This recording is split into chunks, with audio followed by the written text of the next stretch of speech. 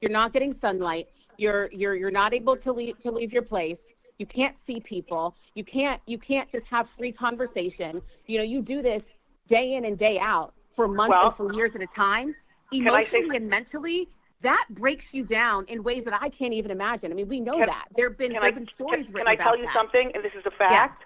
I asked the other day, I said, listen, my thyroid, I want to go to the person that I've been going to for years. I've got her name, you know what I'm saying? And that is who I want to go to. Again, you know what I'm saying? Because thyroid I've had for 24 years. I found out about thyroid, around the time, well, at the time that I was trying to get pregnant, and my son is 24. So that's how I can, tell, my thyroid. Anyway, and she told me that I wouldn't be going there because my pill for thyroid is perfect. The pill that I have for thyroid is perfect. I'm like, okay, so what does that mean?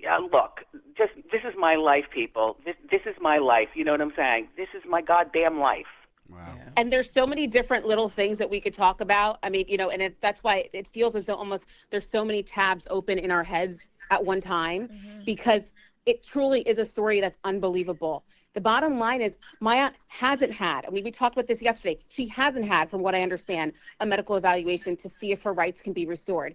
And it seems as though that instead of this guardian, Sabrina, working with her, it seems as though she's made it difficult every which way for my aunt to be able to live any sort of healthy, independent life. Wow. And, it's almost as if she doesn't want my aunt to show that she's healthy and independent. Because as we know about these guardianships, and as my aunt has said, the system's broken. Because the right. longer she's under this guardianship, the longer they have the keys to her life, for her personal, her financial, her emotional, everything.